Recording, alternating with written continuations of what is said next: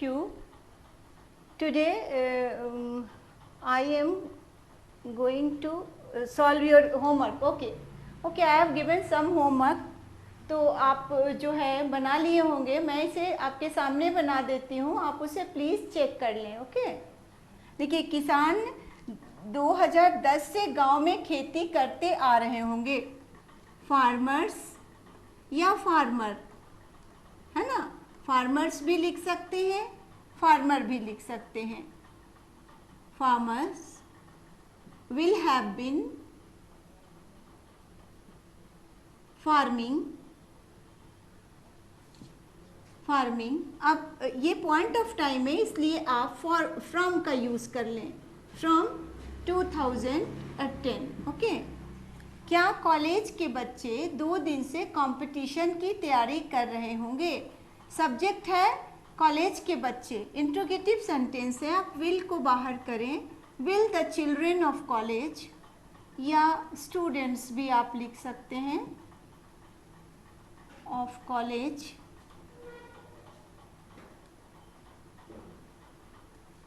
have been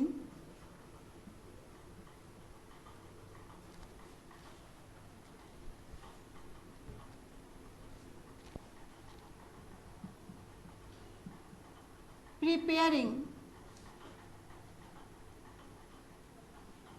for 2 days, नहीं, preparing for competition for 2 days.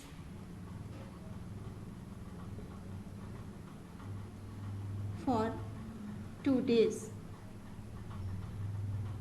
कभी कभी बच्चे आस्क करते हैं कि मैम 2 का यूज़ 2 बार कर लें, फॉर का यूज़ 2 बार कर सकते हैं. हाँ, आप कर सकते हो, डिपेंड करता है कि आपका टर्म एंड कंडीशन क्या है. तो इसमें कोई दिक्कत नहीं है कि आप नहीं करोगे. इस महीने के अंत तक, इस पर बेस्ड मैंने प्रीवियस वीडियो में आपको क्वेश्चन बनवाया था. Okay, by the end of this month, इस वर्ड को आप लास्ट में भी रख सकते हो. End of this month I shall have been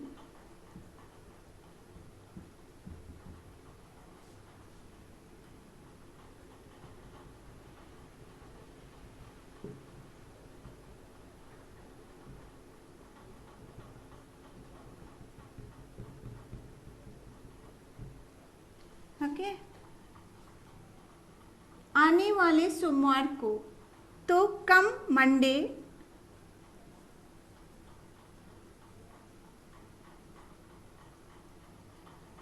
I shall have been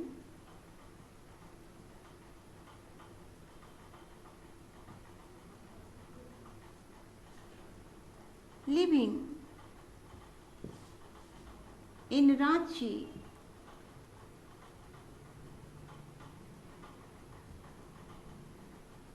for a month.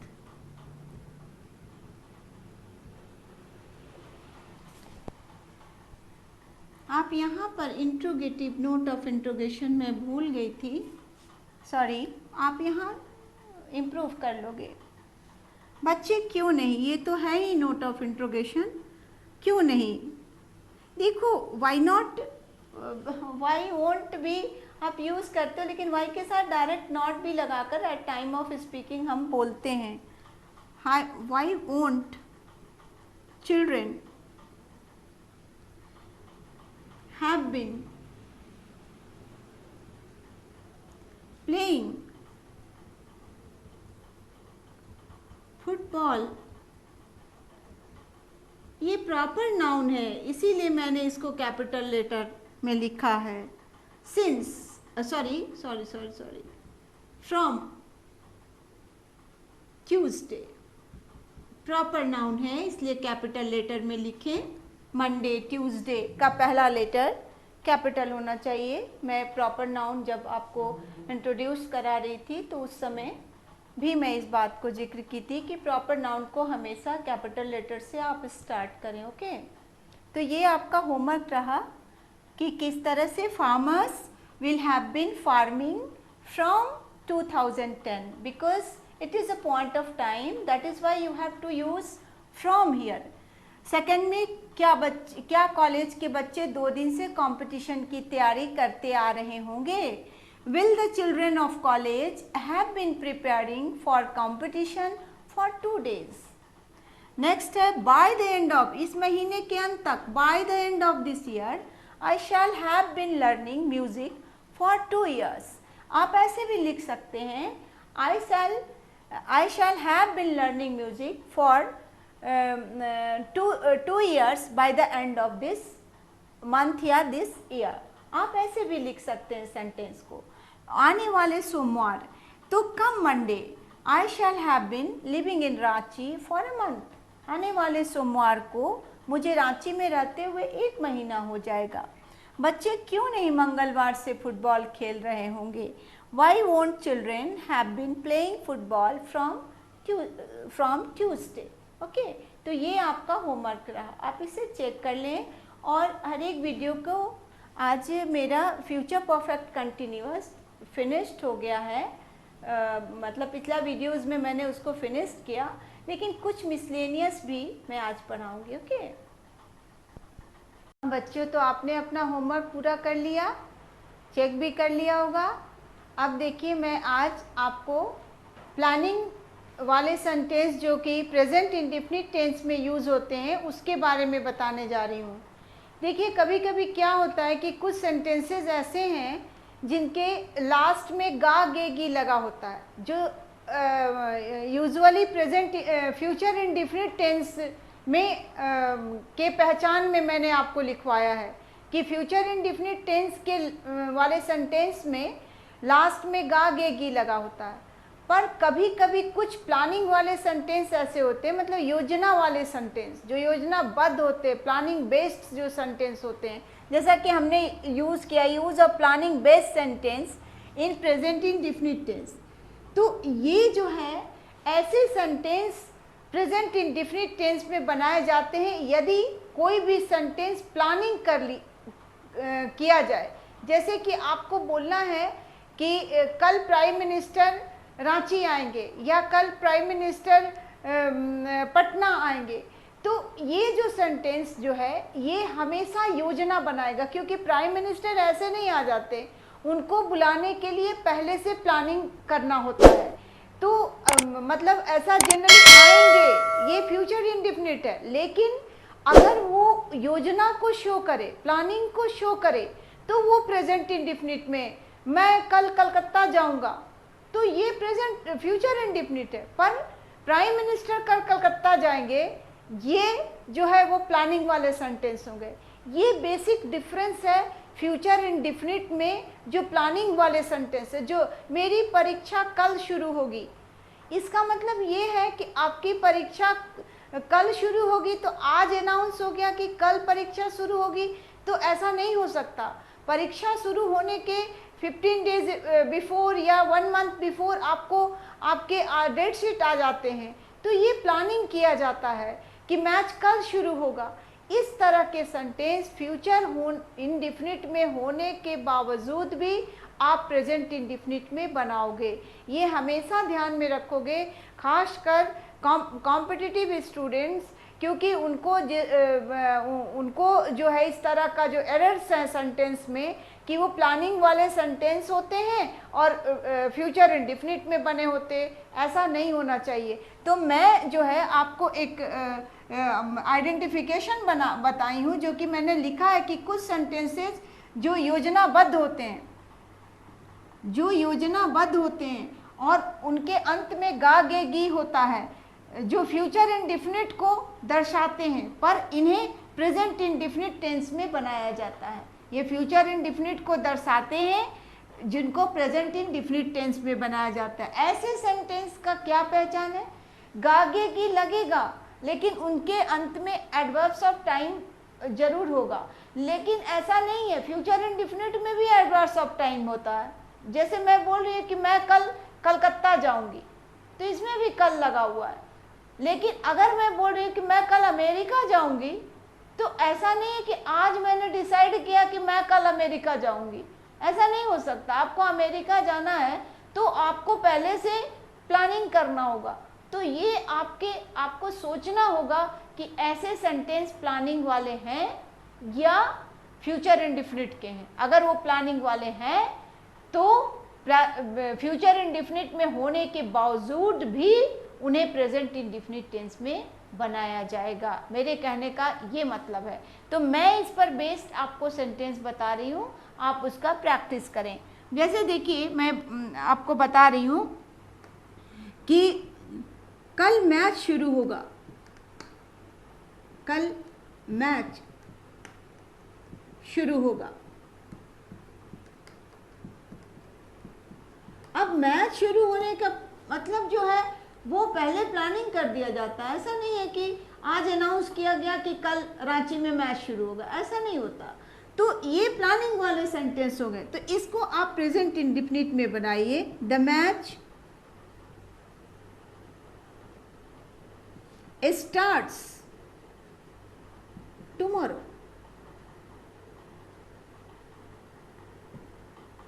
इस टाइप, ऐसे कल प्राइम मिनिस्टर, चाहे अगले सप्ताह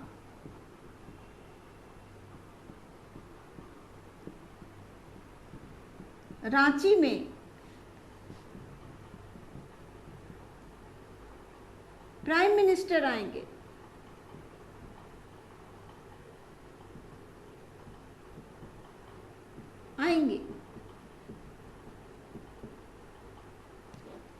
तो ये भी योजना वाले सेंटेंस है। देखिए, आपको दिखेगा कि ये फ्यूचर इंडेफिनिट के हैं, पर आप कैसे बनाएं? प्राइम मिनिस्टर आएंगे, पहले सब्जेक्ट को लें, द लगा देंगे। द पीएम भी लिख सकते हैं। Comes,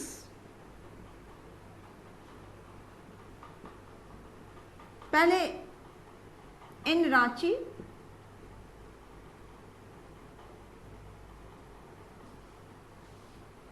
next week, coming week. तो ऐसे आप सेंटेंस को बनाएं। इंट्रोगेटिव भी आप इस पर ले सकते हैं सेंटेंस को। आप प्लीज इसको कॉपी कर लें। Okay, have you written?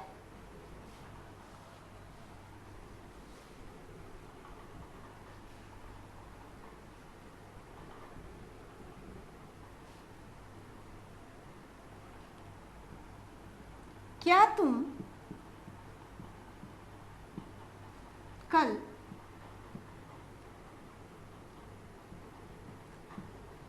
America जाओगे? देखो, अगर तुम बोलते हो क्या तुम पटना जाओगे कल, या मैं कल पटना जाऊंगा, इट्स सिंपल। पटना जाने के लिए आप अभी डिसाइड करोगे तो आप बहुत सारे आपके पास ऑप्शन है, आप अपना गाड़ी बुक करके जा सकते हो। पर अमेरिका जाने के लिए आप इस तरह का नहीं कर सकते हो कि आप गाड़ी बुक कर लोगे और चले जाओगे। यानी उसके लिए आपको वीज़ा बनवाना होगा, बहुत सारे प्रोसेस के थ्रू आपको पास करना पड़ेगा। तो ये प्लानिंग है, इसको हमेशा ध्यान में रखते हुए सेंटेंस को आप बनाएं।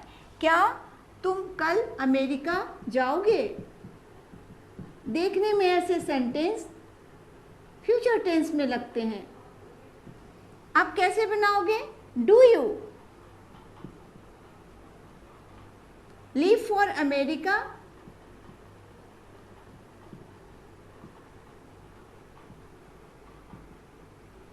टुमारो?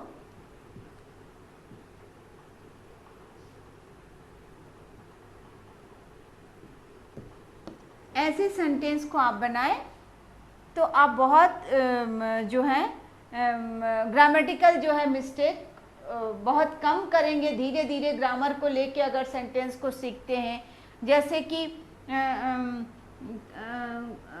कल चीफ मिनिस्टर मोराबादी मैदान में 10 बजे भाषण देंगे, ऐसे भी आप सेंटेंस को लिख सकते हैं। कल झारखंड के चीफ मिनिस्टर सीएम मोरहाबादी मैदान में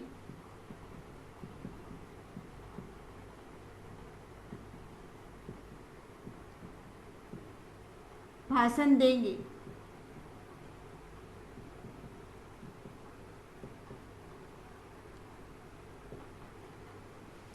झारखंड के सीएम सब्जेक्ट है the CM of Jharkhand.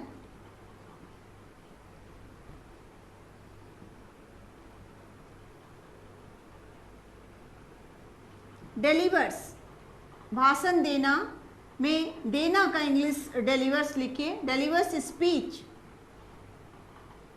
Eight Morabadi मैदान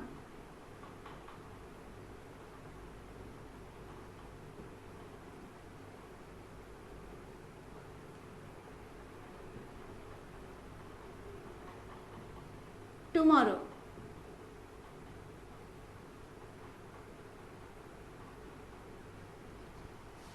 ये आपका इंट्रोगेटिव है जो मैंने प्रेजेंट इंडिफिनिट में बताया, ये भी प्रेजेंट इंडिफिनिट में बनाया।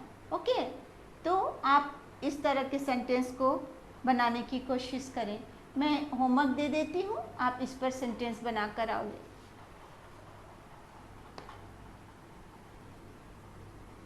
आप इसे कॉपी कर लें।